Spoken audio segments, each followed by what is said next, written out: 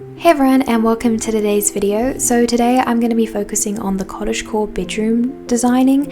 So I thought I would take you through everything you need to know about creating a cottagecore bedroom. So I just thought I would start off with the general aesthetic. So cottagecore looks a little something like this. It's really just countryside, generally English based sort of simple living, and this is the official definition, but it generally just depends on what you're most interested in. This is just the sort of aesthetic look you're going to see in cottagecore. Obviously you're going to see a lot of cottages, generally English as I said, and there'll just be a lot of livestock and gardening going on throughout.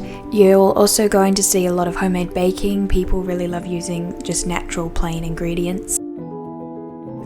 I also just want to add a really quick disclaimer. This video is in no way encouraging you to go out and spend a whole buttload of money on cottagecore items or furniture. Please do think very carefully before you make any purchases.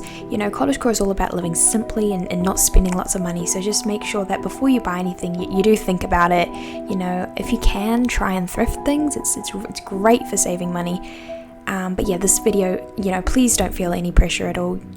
Just very slowly and surely move into the cottagecore lifestyle. You know, we're all about working together and helping each other. So yeah, there's no pressure whatsoever to go and spend lots of money. So let's start with the structure of your cottagecore bedroom. So what I mean by this is things like furniture, curtains, all of the sort of bare bones of your setup.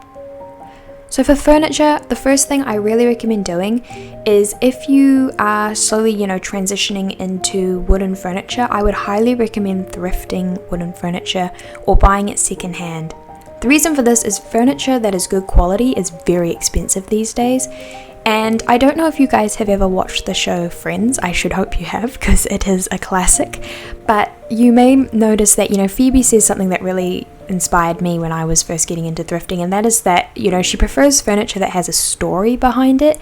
And I think this is really quite inspirational when it comes to buying furniture, because furniture that you buy from a store, you know, it's probably not come from the most sustainable resources. It's generally poorly made and not going to last very long.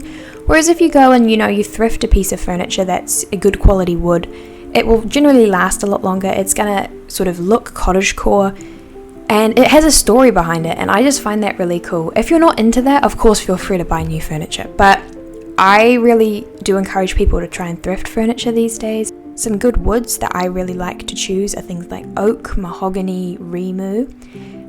If you thrift these, you can get them fairly reasonably priced, so as long as you're just constantly, you know, having a look for a bargain and you're not sort of just going out and buying things brand new, you should be able to get really nice, you know, bed frames and dressing tables and that sort of thing, bookshelves, fairly cheaply. If you're looking for curtains, I would really recommend something that's going to, if you can do this of course, something that's going to stop people from looking in your windows, but maybe lets a little bit of the morning light in, because it's just so nice to wake up to natural light. It's actually really good for your body as well to sort of naturally wake up rather than having an alarm going off. Now obviously that's not possible for everyone. Some people have to have alarms set, but it's really nice to have some sort of curtain like I've shown here. Alright, on to the colour scheme. So cottagecore, you can have any colour scheme you want. Cottagecore is generally split into dark cottagecore and light cottagecore, and what I mean by that is dark cottagecore, you know, it's more sort of in a secluded forest, and you've got the dark greens, dark blues, sometimes blacks are very popular. There's a lot of moss, and it's got a very witchy vibe to it. Whereas if you're thinking about light cottagecore is something more breezy. It's generally, you know, leaning more towards the whites and the pale pastels, and, you know, you've got things like tea on a morning sunrise and that sort of thing. That's that sort of aesthetic. So what are some items I would recommend or really have that cottagecore feel to them? Plants is definitely a big one. I have plants everywhere. It's probably a bit of an addiction at this point, but plants really add that cottagecore aesthetic.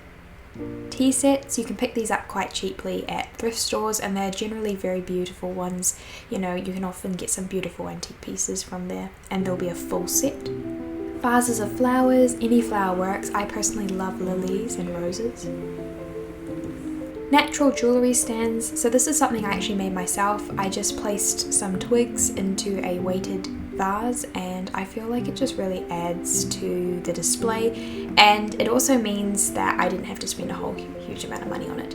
You can also use something like this. This is a Remu jewellery, I don't know what to call it, set of drawers I suppose. Naturalistic bed linen, or just really simple bed linen. I just love using whites and creams and sort of baby blue or duck blue. You can use mint greens, pastels, or if you're going for that more dark cottagecore vibe, which is always really great if you've got a light enough bedroom to accommodate for it, something like a black or a dark green bed linen set looks awesome. Crystals and fossils. I have crystals, fossils, bones, all sorts of things scattered about the place because I've been a collector since I was a child. I'm a bit of a hoarder like that. But yeah, if you're looking to sort of create that sort of really earthy feel, I really love using crystals and fossils. Just make sure they're ethically sourced. Vintage art, there's a lot of different options here. A lot of people love to sort of get those preserved butterflies and moths in frames and put them up. Literature, have books everywhere. Slightly yellowed pages, perfect. Antique pieces like brass, ceramic, glass, they're just lovely. Maps, I love vintage maps. Do be aware, if you're going to get a genuine vintage map, it's going to come with a price tag. They just tend to be quite expensive because they've been preserved and things. So it is often better to, if you want to go cheaper but you still want that aesthetic, to get a poster or something like that that has a vintage look to it but is new. Pets, fish, reptiles and amphibians especially look great in bedrooms, but just be aware if you're going to do this, think really carefully, research thoroughly the pet you want to get and make sure that you can commit to them for as long as they live. I love to use pots to hold things like stationery, hairbrushes, typewriters, record players, old cameras.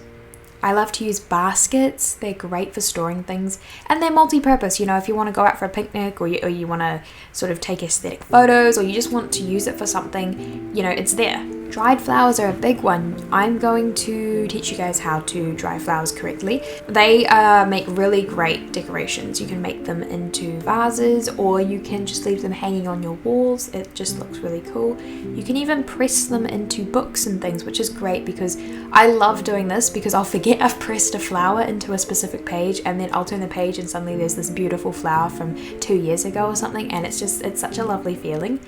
Just make sure you check there's no insects in it. I had an unfortunate incident where an insect ate through part of my book. So just make sure that, it's insect free. You can add some crochet items, lace, all that sort of stuff just looks really lovely. Wool, any sort of organic fiber looks really lovely usually. Old bottles and jars are a great one. I love using mason jars, old medicine bottles, and actually if you can find really old beer bottles, they look awesome. Framed photos, I love going onto Pinterest and getting off hand-drawn art that is sort of vintagey cottagecore. Antique lamps, just be careful with antique lamps. Please don't electrocute yourself. They can have dodgy sockets. So just make sure at the thrift store you give it a test. If they let you, they should let you hopefully, and make sure that it looks like it's in working order, there's no exposed or bare wires or anything like that. So I hope you all found this helpful. If you have any questions, don't hesitate to ask, and I am planning on doing some videos on preserving flowers and making the jewellery stands and that sort of thing, so if you're interested in how to actually create these, then I will have those videos up soon.